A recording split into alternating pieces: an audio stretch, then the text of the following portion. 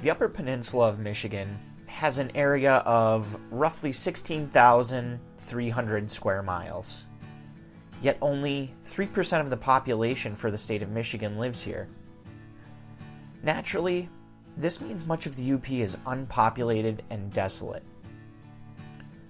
From stories told around campfires and logging and mining camps of old, all the way to today, strange sightings and unexplained happenings have been well documented throughout the history of the entire Upper Peninsula.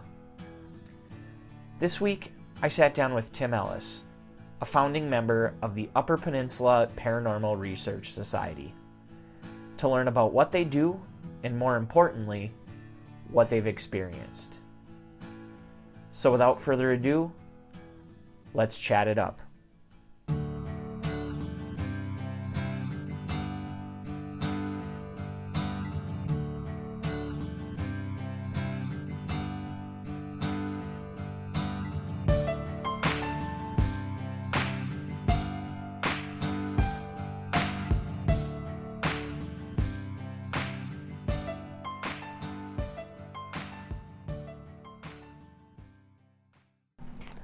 All right, ladies and gentlemen, welcome to episode 10 of the Chat It Up podcast.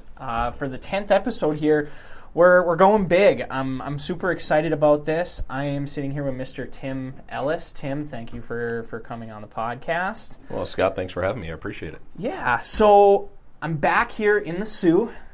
Again, yeah. You were here just, a few weeks ago? Yeah, a couple of weeks ago. So you're born and raised in the Sioux, correct? I am, yes. Okay, and you're also a fellow Chippewa. I am. Fire Up Chips. You got it. Go Fire Up Chips. Central Michigan. Mm-hmm. So actually want to talk to you a little bit about Central before we kind of really dive into everything, because For sure. You're the first person that I've interviewed that went to the same school as Really? me. So yeah, so I know you were there basically in kind of like the mid-'90s, and I was there in the early 2000s. So in other words, you're saying I'm really old. I wouldn't go that far, but what were some of the hot spots when you were in at Central? Yeah, we when my earlier years, the early part of the 90s, it was called the Pub. I think it eventually became the Blue Gator or something. Yes. Yeah. Okay. But it used to be a great old. It had this old feel to it, and it was called the Pub, and that was the big hangout. Of course, what was it? Is it quarter shot and pops at the Bird or whatever? Yep. We would go there for the Bird.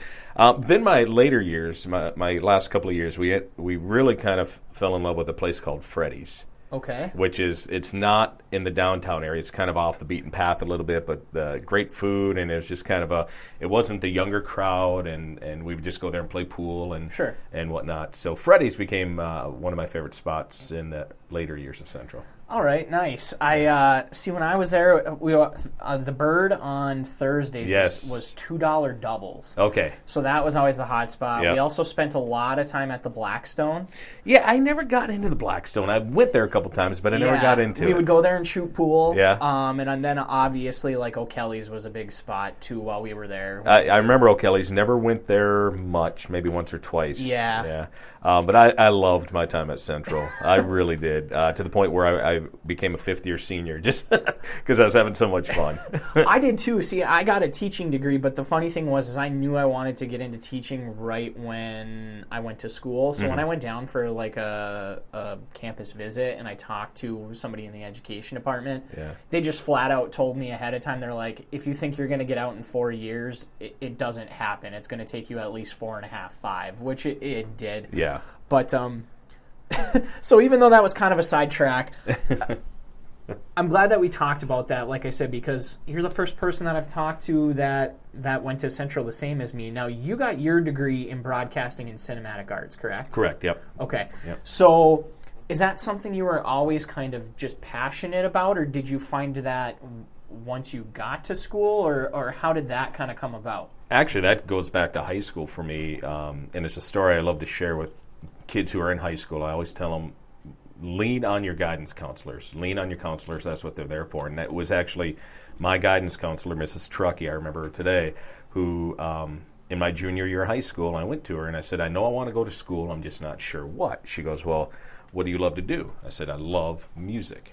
I've always loved music. And she goes, well, you love music. You're in all the advanced English classes. Your teachers are always calling on you to read stuff. She goes, what about radio? I said, yeah, what about radio? And that was it. That's really how it came to be. So I applied to a half dozen different schools around the state, got accepted. Central was one of them that accepted me. And it just so happened Central has one of the best degrees in the state in broadcasting. So I'm like, perfect. That's where I'm going. That's excellent. Yeah. And I'm glad, too, at least you and I can agree to cheer for that team, because you're in here with your Green Bay Packers hat on, and it's hurting me, Scott. It's hurting me as a Lions fan, but that's all right. Well, as much as it's hurting you, the score right now is what's hurting me, because the Packers are getting clobbered, but... By the Lions, by the way. Yeah, to each their own. Yeah. So you were lucky enough to be able to obviously get your degree and move back here, back to the Sioux. So you started working for 99.5, correct? Correct. That was my first radio gig. Yep. Okay, and so what exactly were you kind of doing for... I literally I did everything I could just to get my foot in the door. I was board opping when the jocks would be on location. I was helping to stuff bills at billing every month. Whatever I was their grunt to start with. Okay.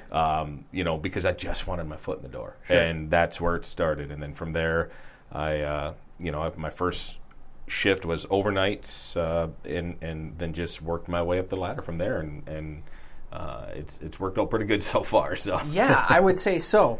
And so, what's the kind of timeline then as to when that came about? I mean, I know you finished in about 96, I think, is when you graduated. Yep, that's when I graduated. Okay. And I came back that summer from graduation and went back to I worked seasonal down on our tourist district here in Sault Ste. Marie. Sure. Went back to that job that I had every summer and had applied to Yes FM, but hadn't heard anything. And I literally had just started sending resumes and tapes. Back then we sold tapes of my air check out to some radio stations out in the New York area, because I have family out there. And I thought, well, if I'm not going to get anything right here in the Sioux, I always thought I would try New York. And literally the day I got a phone call from a radio station out in New York to do an interview, Yes FM got a hold of me. And I love it here. I've never been the guy who said, I want to get out of my hometown. I don't like it here. I love this little corner of the world we live in. I love the UP. I love being right on the Great Lakes. I love having, with the Sioux Locks here, I love watching the 1,000-foot freighters cut right through my downtown. Yeah. It's such a special place, and I love it here. So once I was able to get my foot in the door at Yes FM, I vowed I was going to make it work and stick around. Yeah, it sounded like a no-brainer then, for sure. And so that was, I graduated in 96. That was the summer of 96. And then just kept working my way through. I actually stayed with Yes FM until about almost 3 years ago now. Okay. When it was because that was my baby. That's where I started. Right. And I still have a very soft spot, even though they're now competitors of mine. Right. I still have a very soft spot for that station. And then I came over to now Eagle 95.1, which is a relatively new station here in town. 2012 is when it fired up the stick. And I was here for 2.5 years doing the morning show. And one thing led to another. And the current owners at that time were ready to retire. They gave my wife and I this amazing opportunity, and now here I am as a business owner and radio station owner now too. That's a very, very cool story, or a nice kind of transition.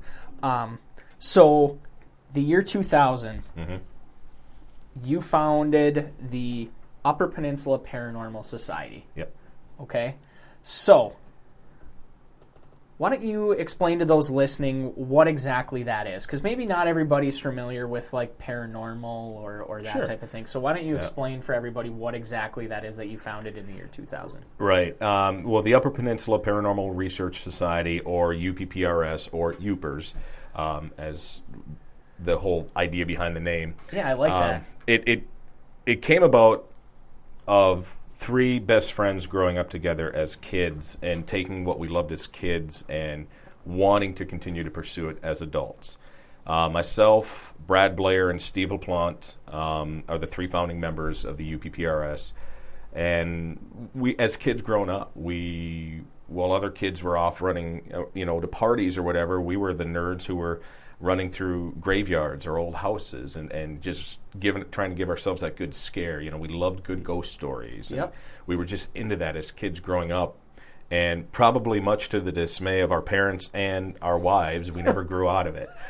And once we all finished college and we all still ended up here, it was time. Obviously, we knew, as adults, you can't go running through old abandoned houses because it's a thing called jail now. Right. So Yeah. You can't quite do that. But it really was time to take our love as children for the paranormal and a good ghost story and evolve it as adults. So we figured, well, let's actually put together a group of people with the same interests and start researching this. And keep in mind, this for the people who do know what I'm talking about in putting together a team that goes out and investigates. This was before Ghost Hunters came to TV, which was the TV show that blew the doors off the paranormal field. Sci-Fi opened up with this program called Ghost Hunters. This was before that. This was before it became cool to have a team out there researching. As a matter of fact, we talk about it all the time. When we first started this, we actually started in 98. 98 and 99, we actually operated under a different group called the Ontario Ghost and Haunting Research Society out of Canada, because we're right on the border here of Canada. And back then, trying to find a group that was already established was tough because it just wasn't that big of a thing. Mm-hmm. We found that team, reached out to them. They said, well, you know what? We don't have a chapter over there. Would you guys like to start a chapter of our... And we said, yeah, absolutely. So we ran under them for 2 years. While we did that and got our feet wet and learned how they kind of conducted themselves, we kind of took what we liked of it, how we felt we could do it better, separated from them, and then that's when we created the Upper Peninsula Paranormal Research Society in 2000. But when we would tell people what we did, they literally looked at us like we had three heads. They didn't get it. You know, again, this was before the popularity. Yeah, right. A couple years into it, the Sci-Fi Channel announces that they're going to put out this show, and then everything changed. You know, it just it became so popular, which has been kind of a double-edged sword, seriously, to the field, because on one hand, it's really helped people to open up and talk about it. Mm-hmm. A lot of people won't come right out to you and tell you they have a ghost story. Sure. But once they realize they're around a group of people who are interested in it and won't judge them or ridicule them, everyone's got a ghost story. Sure. Whether it directly happened to them, or it happened to my brother, or it happened to my aunt, everyone's got a ghost story to share. They just have to be around the right people to talk about it. And so it was tough. It was tough to get into to let people understand what you did and say, yeah, come on into our home and see if you can help us find some answers. Or it all changed once Ghost Hunters hit TV. Okay. Yeah. I love that you brought up that you and your buddies had an interest in this even as kids. Oh, yeah. And that it kind of grew from there, because it makes me think of my childhood a little bit. Shout out to Brandon Urkla, one of the people that I've interviewed for this podcast, one of my best friends. He and I were into that kind of stuff, not to the extent that you guys were as far as like going out there and looking for places or looking through things, but I don't know if you remember that show MTV Fear. Yes, absolutely. That was like our number one show. Yeah. We did not miss it, where they would have to go to these haunted places and have challenges and have to go through and videotape it. We were like obsessed with it. So I've always kind of had an interest in that type of stuff, since my younger age. So when I hear you say that, I can really, really relate to it. Now, are you strictly just going out to places in the UP, or are you Lower Peninsula, or is it anywhere? I guess kind of walk me through what you guys are doing. Sure. We'll go anywhere if we can make it work. I mean, because obviously it's not our career. We all have our own careers. We all have our own families. So it's much like your podcast. It's a labor of love. You do it because it's something we enjoy, you know.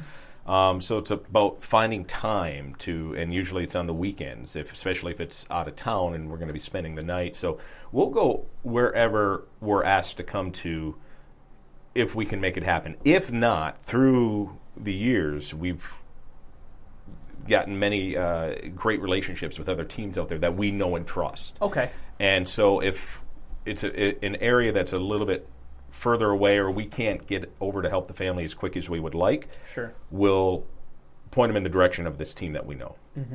So there's a lot of that kind of handing off and camaraderie within the field. Okay.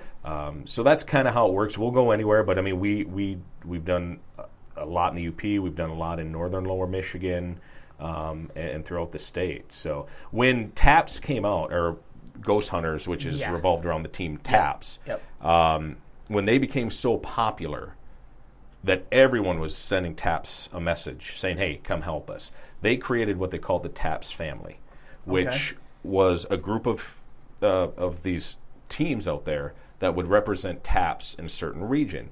And we had to go through a application process. We had to send 2 letters of recommendation from city officials to make sure our team was in good standing in the town. We had to do interviews with them. It was a process, and I appreciated that. Absolutely. Because if they're going to allow their name to be associated with the team, they've got to know the team's legit and in good standing. And we went through the process, and we actually became the UP and Northern Lower Michigan representative for TAPS. Okay. And we still are technically, but you're really starting to see a lot of that stuff die down now. Sure.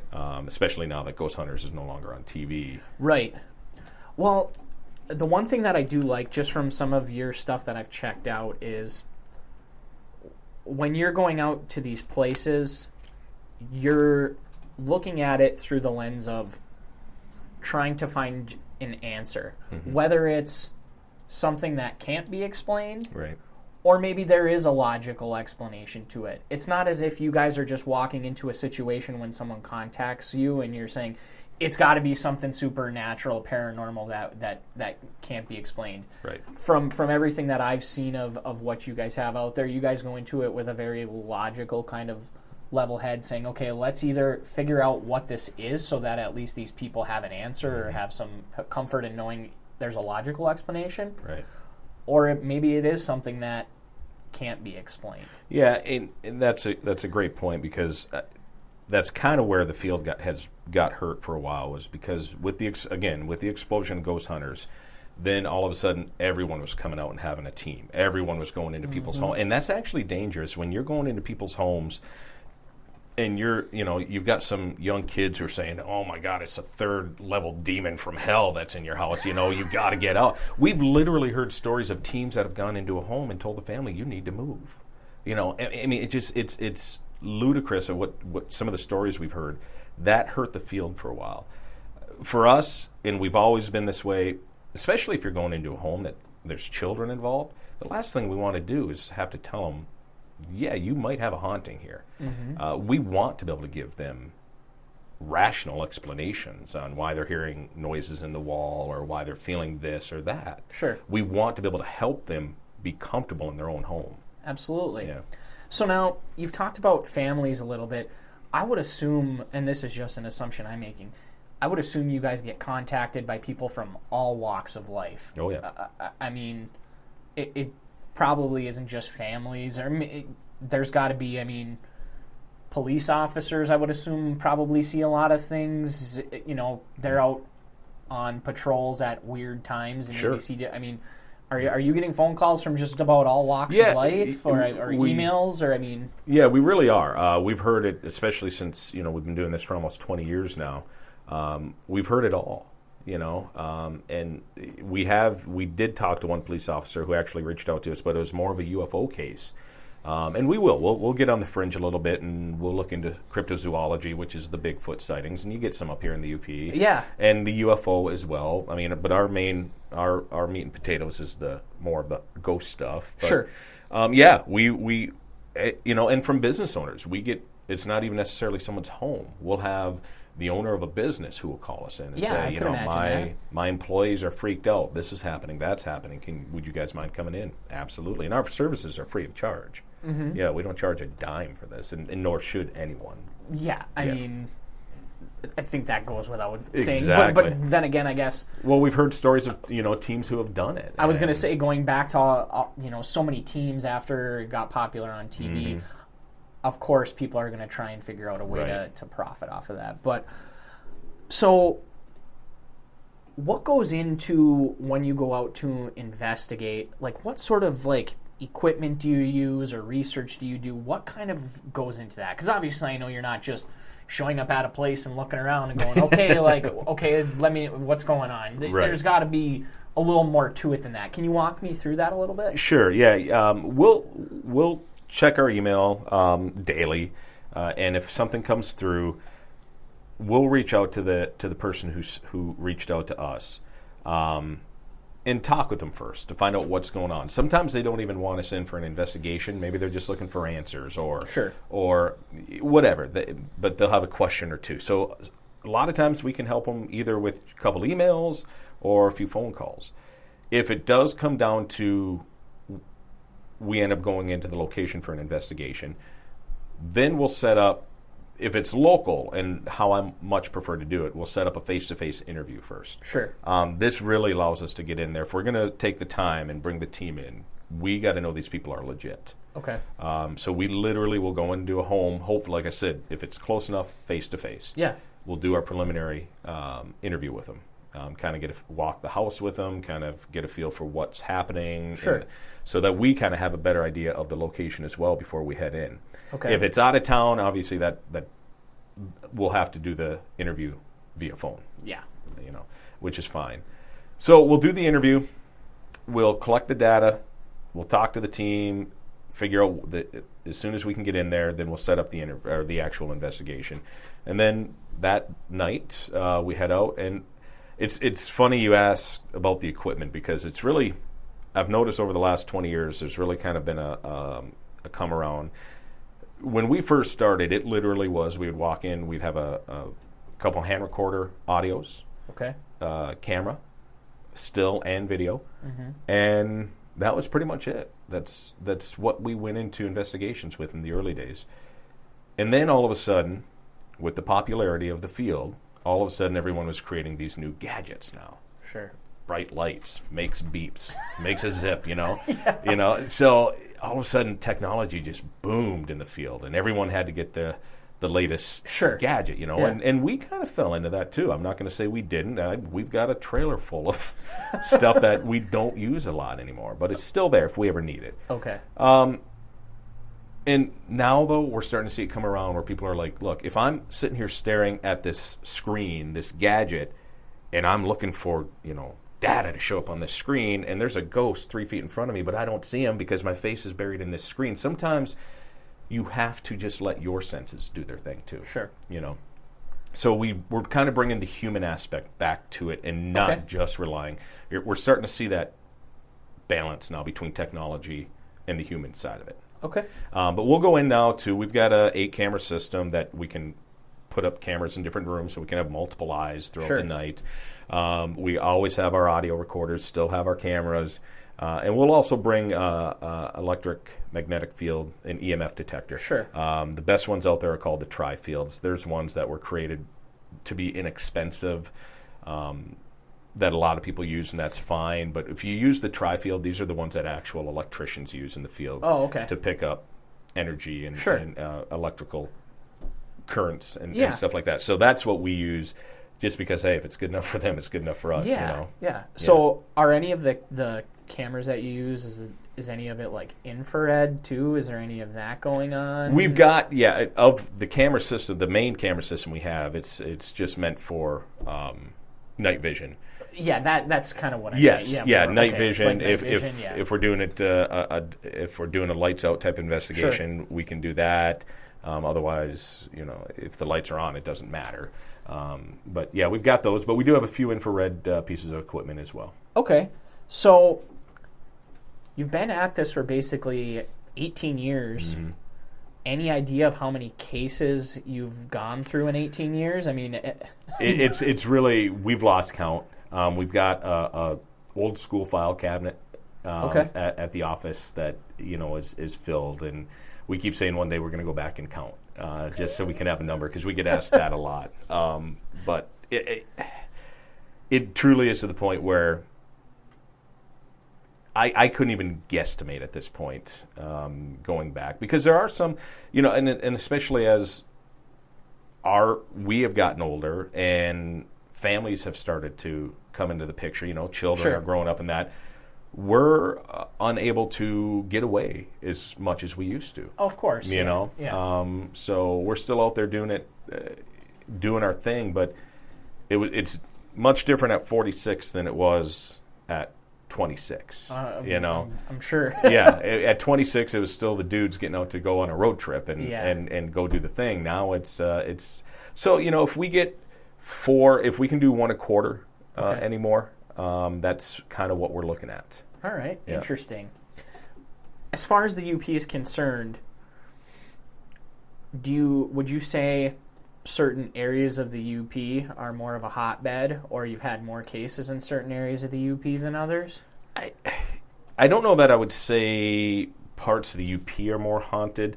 A couple of our favorite places we have gone to multiple times for investigations is Shishwa Point Lighthouse in Gulliver, Michigan. Okay. Right on the belly of the UP, right on the tip of Lake Michigan.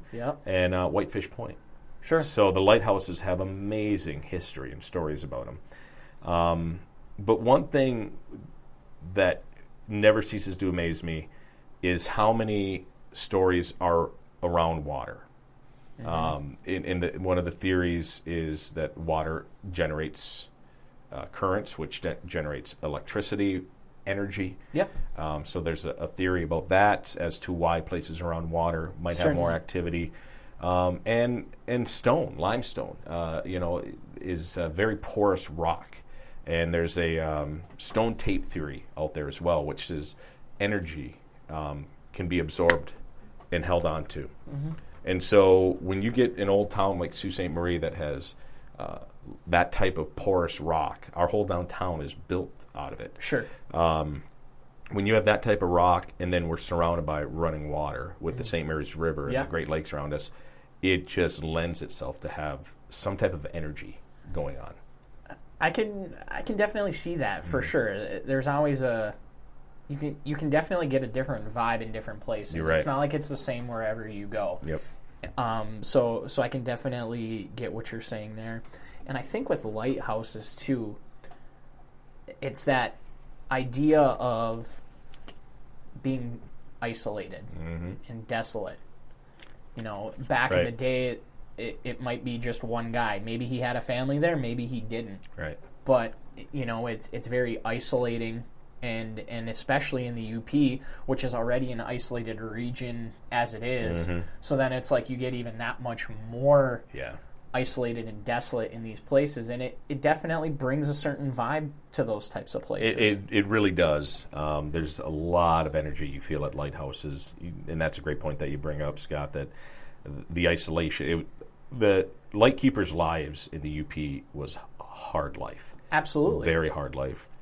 And so there is that aspect. And then there's also the other aspect, too, of how many shipwrecks are out there in the Great Lakes, and that light was their beacon of hope. So there's that tragedy that's attached to lighthouses, too, that light might have been the last thing a ship saw in a storm before the sea took them, So sure. They're amazing places to go to. So you've mentioned kind of lighthouses. What other types of places? I know you said businesses, so I would assume probably like hotels, maybe restaurants or bars, places that have been established and been around longer. I would assume. I mean, what other types of places? Yeah, one of the places that was really, really neat was in Gaylord, Michigan, and the head. I can't call him the owner because it's Michigan State offices. Okay. But they're in what was an old sanitarium. Okay. In Gaylord at the time. So I'll never forget the night we arrived there. You just see it's what Hollywood portrays, this big smokestack. Okay. Coming up, breaking the tree line as we're driving closer.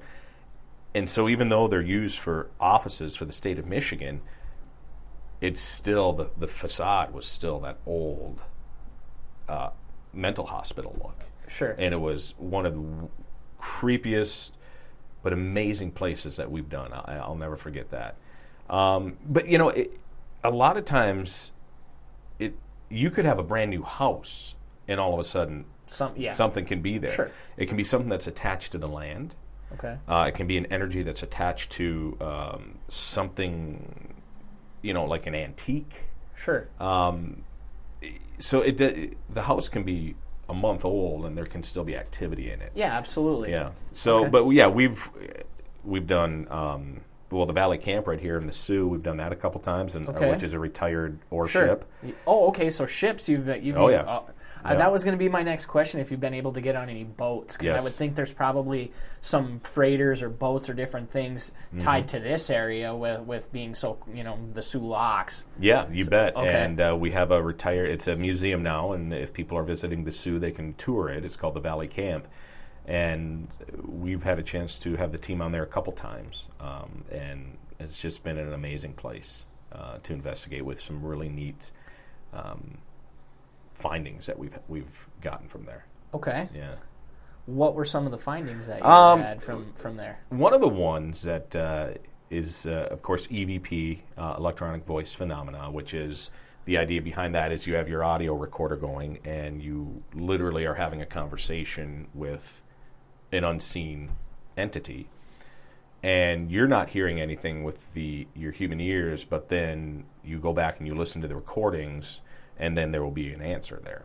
Okay, that's known as EVPs. Sure. And one of the ones from there, it's still one of my favorites. It was back in the coal room where the workers would have been working with the coal and making sure the steam engines were running at whatever capacity they needed to be. And part of our team was back there doing some work, some research, and they were doing an EVP session. And one of our guys says, "Did you hear that?" And the other guy says, there was two of them back there, and the other guy says, "It sounded like someone just coughed." And then you hear this voice come right across, a very faint voice that says, "I am coughing." And the fact that is tied into where it would have been coal, Sure. bad, breathing conditions and stuff like that. When you pick up stuff like that and you can kind of tie it together, it's pretty fascinating stuff. That is very, very cool. Have you guys done any stuff out on like Mackinac Island at all? Have you been out there? We actually, and it's about 5-6 years ago now, we were contacted by a company out of the Keweenaw of the UP. Sure. It's called Keweenaw Productions. Yeah. And they wanted to know if they could follow us along and do a DVD on the team. And we said absolutely. And they ended up doing 2 different DVDs with us. But the second one was just us at Mission Point on Mackinac Island. Yeah. And Mission Point granted us exclusive to every part of the hotel. It was just before the season opened. Sure. So they said, if you can get over here at this time, we will give you the run of the entire place. Very cool. And it was, to this day, one of my favorite memories. We had such a great time over there. Again, some pretty neat stuff, and it was put together on that DVD that they produced and put out. So, yeah, so we have been on Mackinac Island for that. Okay. For Mission Point. There's so much on the island we would love to do. I was going to say. There's so much, yeah. We really would love to do the fort, but it's ran by the Historical Society over there, as far as I know, still. Yeah. And they're not really open to that. Sure. Yeah. Sure. The other thing that comes to mind when you said the Keweenaw, I just think of like the different mines. Yep. Older mines or mining areas. You bet. This summer, my girlfriend and I, we did the mine tour in Norway. Mm-hmm. And you're riding the rail car into the tunnel, and you get down in there, and it's just got a different vibe to it. I mean, obviously you're in an enclosed area, and you start kind of like putting yourself in the shoes of like, okay, if I actually had to work in this type of thing. Mm-hmm. But have you guys been out to some mines at all or done? No, but there was maybe about 10 years ago. We were trying to get something set up to make that work. And it ended up falling through, bottom line, but we haven't, and I would love to. Yeah. So another question for you then, because obviously you've had some experiences since you've started the society. Had you had any experiences prior to starting the society that kind of led you? No, and that's, again, it's one of the questions we'll get asked from time to time, and the funny thing is that myself, Brad, and Steve, the 3 of us who started this together, none of us had that like experience. You know, a lot of people who get into this field are into it because they, as kids, they grew up in a haunted house, or they had experiences as a kid, or whatever. They had an event that really drew them to the field. That never happened with us. It literally was just our love of a good scary movie, a good ghost story, and just kids feeding that. Sure. That, you know, it was kind of, I won't bungee jump if I had to save my life. I'm not a thrill seeker, but when you're involved with situations like this, you get those moments where it's kind of like that adrenaline rush. Sure. When you see something, when you hear something that you know you shouldn't have heard, when you get that EVP, it gives you that adrenaline rush. I can imagine. Yeah. I guess another question for you, one of the places I'm wondering if you've ever been to, have you guys ever done anything at the Landmark Inn in Marquette? No, we've stayed there, Okay. but we have not had a chance to investigate that one yet. It's a wonderful hotel with a great story behind it. Yeah. Hotels are tough to do because when we go in to do an investigation, the ideal situation is we have the place to ourselves because then we have controlled atmosphere. Sure.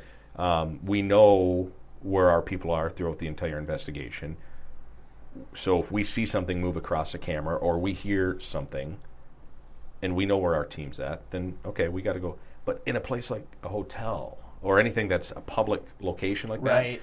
that, it's not like we can close down a hotel for a night. Exactly. So they're very tough to do, but the Landmark's a great place. The only reason I bring that place up is because the one and only experience I've ever had in my life was at the Landmark. Do tell. I want to hear this. So I was there for, it was called the Lake Superior Leadership Academy. It's put on by kind of like a local chamber of commerce there, where it kind of gives you a behind-the-scenes look of Marquette County, the dealings of Marquette County. Okay. And so there's a large group of people that did this Leadership Academy, and part of that was we had this like simulated society program thing that we ran at the Landmark Inn is where they held it. And so we're up on the 6th floor, which a lot of stuff is located around or based around the 6th floor, the top floor there. And I was standing talking to the man who runs this kind of simulation thing. He's sitting at a table in the hallway, and in the middle of the table is a cloth napkin.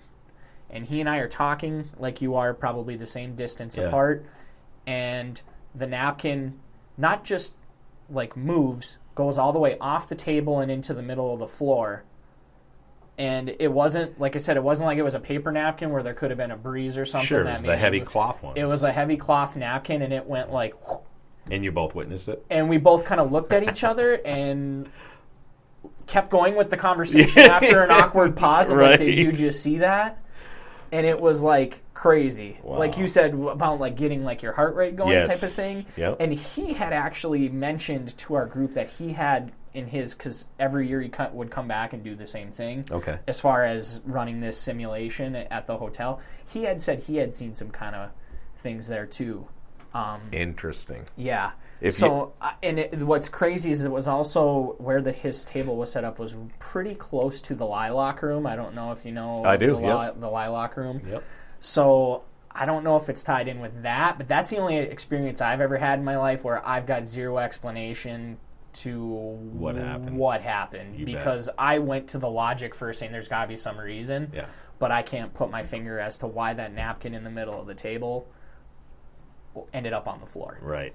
And that's exactly how we do our investigations. If something happens, we will literally exhaust every rational explanation. Once we've done that, and we still can't say for sure this is what caused whatever, then we move it over into the possibly paranormal, supernatural category where, okay, maybe something is going on here. Yeah. And that's exactly what you did in your own version of it. In my own version, because obviously I'm going to try and come at it logically first, but I exhausted all my options as to how that happened. Yeah. But the other interesting thing about the Lilac Room, and I don't know if you knew this, but behind a photo, there's a painting on the wall, and they say it's of the lady that stayed in the room that everything is based around. Right. There's letters that people that have stayed in the room have written to her or written about the experiences that they've had. Really? And they're all just behind the photo. So if anybody ever stays in that room, if you're ever staying at the Landmark Inn and you're in the Lilac room, move the photo of the lady on the wall, and there's a bunch of letters tucked in behind there that you can read. Them? I have seen them. I haven't read through them. Right. But they showed us that these letters are there of experiences. I never knew that. Yeah. And a lot of it's based around guys. Like, from when we took the tour, what they told us is, like, if it's a couple staying there and the guy goes to, like, leave the room, the door, like, won't open. Yeah. But then if, like, the wife goes and moves the handle, it opens right away. Wow. Like, that type of stuff. A lot of it, for whatever reason, is based around men.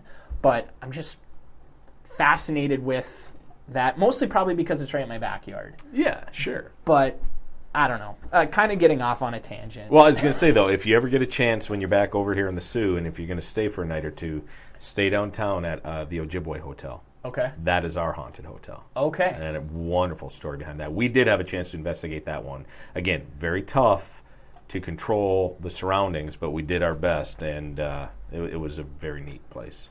So, of all these different places you've gone and different things, what percentage would you say you've been able to actually figure out what it was, or kind of... Oh, almost all of them. Almost all of them, it's something logical is going on? Yeah. I guess maybe I jumped on that too soon. A lot of them. A lot of them? A lot of them. Okay. You know, the percentage of people who say we're living in a haunted house, the percentage of those that are actual hauntings, small. Very, very small. Sure. That's a good thing, though, in my opinion. It is. That you guys are finding a small percentage of that, because that tells me that you're going out there with a logical head looking at this stuff. Right. One thing that we're very, very happy to see happening is about 5 years ago, well, probably longer than that, maybe about 7, 8 years ago, and then ran for about 3 or 4 years, there was a phase that was going on that every email we got, every haunting that was happening, was demonic related. Okay. And that's because at the time, TV shows like Ghost Adventures and Paranormal State, it seemed like every case they were working on was a demonic haunting. And I'm using air quotes, and I know you can't see that on the podcast, but... air quotes. Yes. Everything was demonic. And that's made for TV entertainment. Of course. You know. But then it just shows the influence those TV shows had, because then for about a 5-year span, everyone thought that they were being haunted by a demon. Sure. You know, and so of the actual small percentage that are actual hauntings, if you're going to get into a dark case and a demonic haunting, it's even more minuscule than that. Sure. But everyone had a demon for a while. Okay. We're finally starting to see that subside, which is good. Sure. Yeah. And don't get me wrong, I'm not downplaying anyone who probably maybe had a traumatic experience of something like that. I'm not saying they're not real. I'm not saying they're not out there. I'm just saying it just showed the power and the influence that TV can have on people. Absolutely. Now, so you've touched on a couple of cool ones that you've been to. What are some other good stories you have, maybe, of things that you couldn't explain? That we couldn't explain? Well, I thought you were going to take that in a different direction, so it made 2 investigations pop up. Sure. One, it was a family kept hearing scratching in the wall. And, of course, this was during the whole demonic uprise, and everyone says if you hear a scratching in the wall, it's got to be a demon. So we brought the team in, set up the cameras, and one camera was in the basement.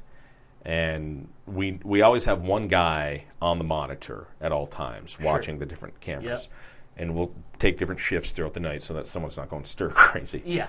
And at one point, one of the guys yells over and he goes, "Guys, is there a family cat or something here?" And we're like, "No, the family has no pets." He goes, "I'm pretty sure I just saw something go by the camera in the basement." So we rewound it real quick, and when we slowed it down, the house had rats. Sure. You know? Yeah. Again, a logical explanation. Right. But... Yep. So that's one of those cases where it's like, all right, and then that's where it can get a little touchy, and you've got to be ready to explain to these homeowners sometimes, look, you've got rats in your house. You don't have a ghost. You've got rats. And that can be a little uncomfortable for a homeowner to have someone tell them too. Yeah, I was going to say, Has there ever been a situation where you've come up with a logical explanation for somebody and they didn't believe you or didn't want to hear it? Yeah, that's actually the next story I was going to share with you. Pull them perfect. Yeah. Perfect segue. It is. And I don't want to say where this investigation was, just for the off chance that maybe she hears the podcast or something. But it was a situation where a client believed that from the day that her husband passed away, which was probably 2 or 3 years prior to that, she believed that he was visiting her every night. And she had not had a solid night's sleep in like 2 years. Okay. So she wanted us to come in to see if we could, maybe corroborate or figure out what. Because she says, every night I'm waking up in the middle of the night. And she believed it was him. So we had to ask her permission. We're like, do you mind if we set up... This was not... It was a small house. It was happening in her bedroom while she was sleeping. So it was one of those situations where it wouldn't have made sense to have her leave for a night. Right. Because if it's happening to her while she's sleeping, that's what we needed to capture. Yeah, you need the trigger or what exactly. she thinks is the trigger. Yep. Okay. So we, with her permission, were able to set up our cameras just in her bedroom and record a whole night of her sleeping. Sure. And we put 4 cameras in this very small bedroom, but just so we could get at every angle. Yeah. In case something happened. Well, what we found out, plain as day, is she had a horrible case of restless leg syndrome. Okay. She literally would be sound asleep, and her leg would raise up, and then just slam down, and it shook the whole bed. Yeah. And then you would see her wake up all of a sudden. Sure. And we literally played the video for her back and said, this is what's waking you up in the middle of the night. With even seeing it, she refused to believe what we were telling her. And then this is a classic case of don't take my ghost away. There are some people who just want to have a ghost story. Okay. I can see that, yeah. Yeah. So when you tell them, well, here's what's happening, they won't believe it because they don't want to lose their ghost. And it happens more than you'd probably think it does. Sure. People just want to have that story, whether it's an intention thing or whatever. I know my house is haunted. I know I'm being woken up every night at this time because of this reason. Well, no, you've got restless leg syndrome. But she would not believe it. Interesting. Yeah, it happens. I could definitely see that. Now, to circle back a little bit, what about ones that you haven't been able to have an explanation on? What are some of your, best stories? And even if you have just one, Well, I had mentioned Shishwa Point Lighthouse and Whitefish Point Lighthouse already. What's interesting about those two places is when you go to Whitefish, and this is nothing against Whitefish Point Lighthouse because I love it. I'm not saying this to make it sound like a negative thing about Whitefish. But when you go to Whitefish, and the one thing over 20 years of doing this, I've really learned to trust my feelings, the energy around me. I'm not saying I'm not psychic. I can't talk to the spirits, okay? But I've learned over the years to trust my intuition, to trust how I'm feeling in a location. You kind of get sensitive to the energy. Sure. Whitefish, I love it there, but it's a very heavy energy at Whitefish. I don't know if it's because of all of the artifacts that are at the Shipwreck Museum. I was going to say, aren't there a lot of energy there of shipwrecks yeah. where people have lost their lives? Sure. Don't they even have it? Is it Whitefish one where there's the lifeboats for the Edmund Fitzgerald, or is that the other one? Actually, the lifeboats are here at the Valley Camp. Oh, okay. There's a lifeboat from the Edmund Fitzgerald here at the Valley Camp, but Whitefish has the bell of the Fitz. Okay. They went down and brought the bell up, and it's polished up, and it's beautiful there, and they have this whole corner dedicated to the Fitzgerald. Sure. So I don't, there's a different energy there. But when you go to Shishwa Point Lighthouse, and what a great story there of Captain Joseph Willie Townsend. He's the main ghost. Okay. It feels like Grandma's house. Okay. It's a different energy. Sure. There's an energy there. As soon as you walk in, you feel it. But it's more like Grandma's house. Yeah. You expect to see Grandma making a fresh plate of chocolate chip cookies when you walk in, Okay. So different. But anyways, we've become very good friends with Marilyn Fisher, who is the head of the Gulliver Historical Society, who runs the lighthouse now. So over the years, we've multiple. As a matter of fact, we're getting this coming spring. We're going to head back again. Multiple investigations there. We love it. We call it our Disney World because every time we go, something happens. Wow. And see, that's the difference between, I'm kind of getting sidetracked here, but that's the difference between going into some place like Shishwell Point Lighthouse or a home of a family. Yeah. We want to be able to help a family feel comfortable in their own home. But when we go to a place like Shishwell where they're not calling us in to help them because they're scared, but they just say, hey, come on in and see what you guys can find. Sure. That's a different type of an investigation for us. Mm-hmm. We don't have to go in there worrying that there's a child who can't sleep at night because he's afraid of what's in his house. This is completely different. This is almost where we get to let loose a little bit more and really just enjoy the haunting stories of the place, So we're there. It was our second investigation there. And so Captain Joseph Willie Townsend was a hard man. He was the lightkeeper. He was from England. He wasn't well liked by the locals because he was an out-of-towner, and he got the head position. Fast forward, he dies in the lighthouse, and so to this day... Did he just die of old age, or how did... Or yeah, he got sick. Oh, okay, he got sick of something. Yeah, but he passed away in the one of the bedrooms upstairs. Okay. And then, of course, back in those days, the body was laid to rest for how many days in the living room and stuff like that. So it's just a very... But they did say there's one story behind it is that they don't know if he was officially fully dead by the time they started to drain his blood to embalm him. Wow. Because that's how much the locals didn't like him.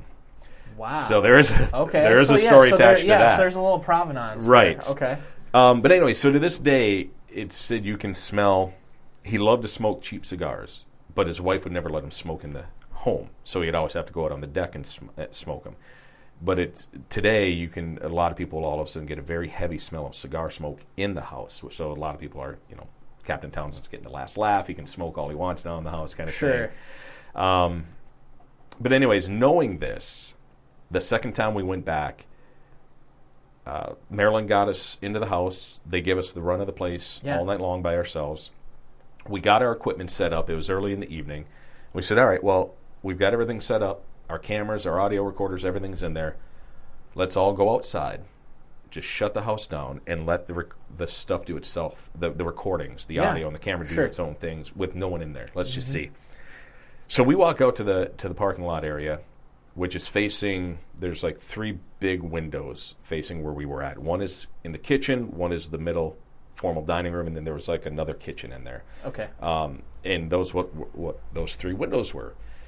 And we all brought cheap cigars in honor of Captain Townsend.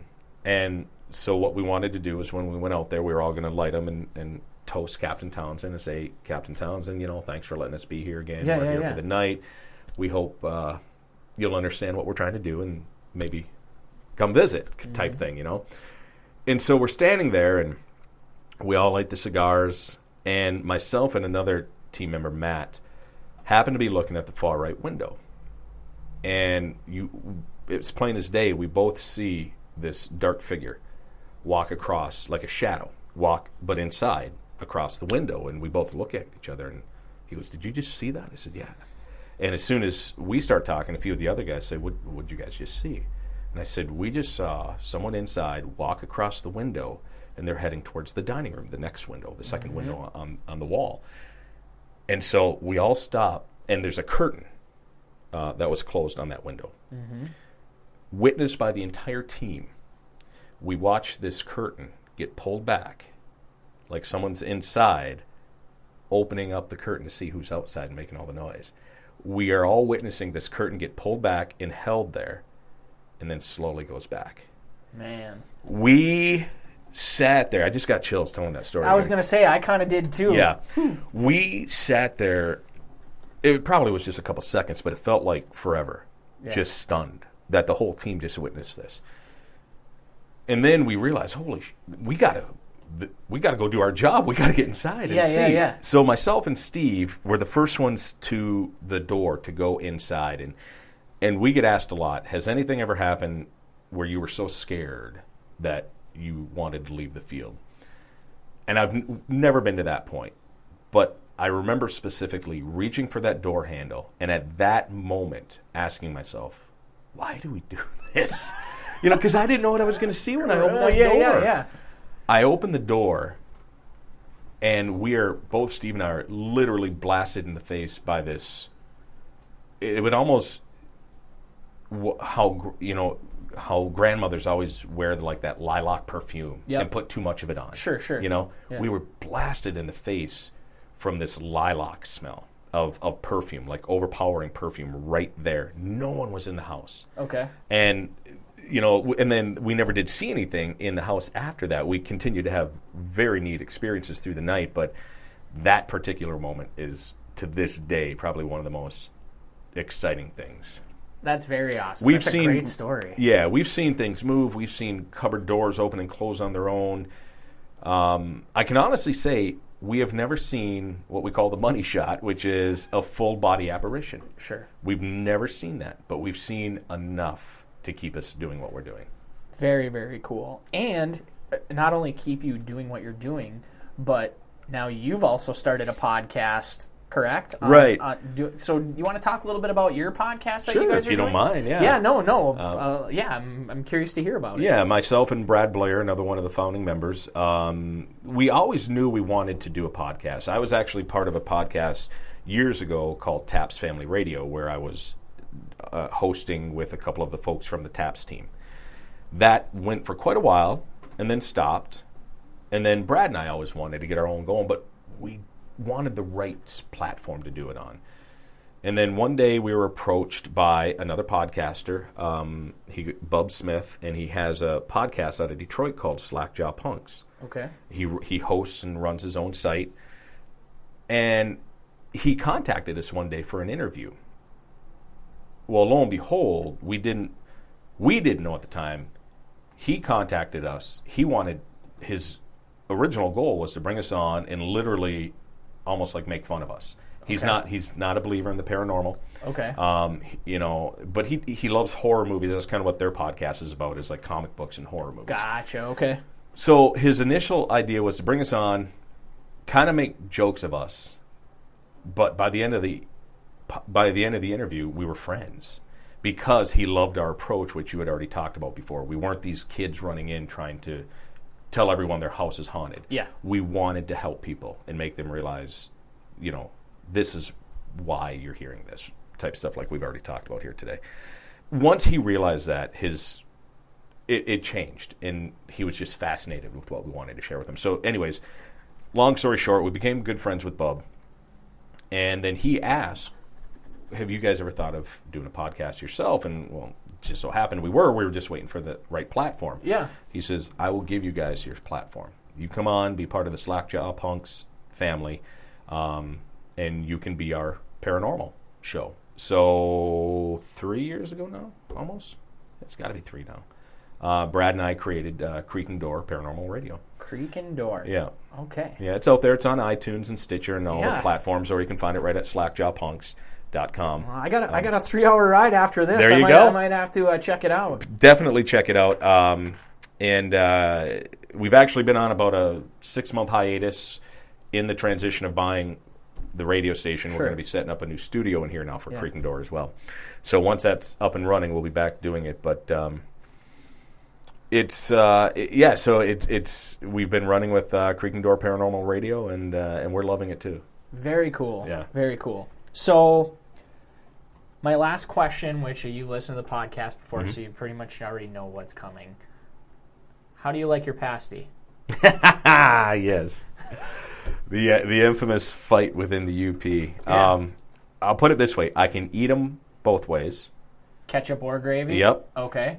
But what's your preference? I prefer ketchup. Ketchup? I'm a ketchup guy. All right. Well, instead of that being my last question, since this episode's coming out the Monday before Halloween, what's your favorite Halloween candy? My favorite, Butterfinger. Butterfinger? Butterfinger to this day. Butterfingers are my thing. All right. Yeah. And I'm torn between Milky Ways and I really like Reese's Pieces. Reese's Pieces or Reese's Cups? Reese's Pieces. Pieces. Okay. I like the peanut butter cups too. Yeah. But Reese's Pieces are those are good. Those Yeah. are good. The peanut butter cups are my very close second. All right. Yes. That's good. That's. I had to ask that question. I didn't even have it down as one of my questions, but it just kind of came to me. So you here can at the fire end. off the cuff. Right, yeah. But I just want to thank you for coming on the podcast today with me, Tim. You've been a great interview and bring definitely a unique perspective, and I think that this is an awesome episode for kind of right before Halloween, too. Just something kind of different. So thank you again for coming on the podcast. This has been absolutely great. Oh, Scott, I appreciate it. It was an honor when you reached out and wanted to talk, and I'm always open to talk. And I want to thank you for doing this podcast. I love the fact that you are highlighting this amazing place that we live in, the Upper Peninsula. Absolutely. It's a part of me. It's in my blood, and it's such a unique place. And I love the fact that your podcast is out there highlighting different aspects of it. Keep it up. Very cool. Right. Thank you. You bet. Okay, it's time for my takeaways from my chat with Tim. The first is the idea of approaching things logically. Tim and his team go out and they investigate amazing claims. And it would be very easy to only look for fantastic and headline-grabbing causes. But that isn't what they do. And I think that's a great lesson. So whether you're checking on unexplained phenomenon or you're dealing with something in your day-to-day life, don't jump to conclusions. Approach things logically, and the vast majority of the time, you're going to find a solution.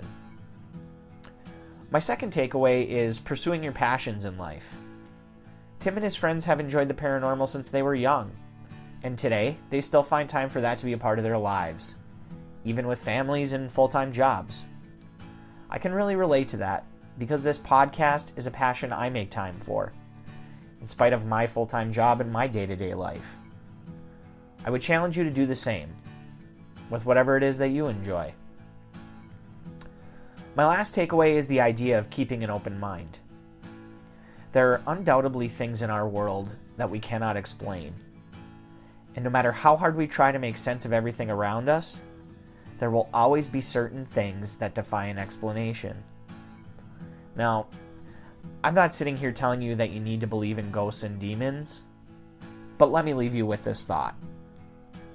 The things in this world that we don't have an answer for, even those on the fringe of science and science fiction, those are what help us to keep our sense of wonder.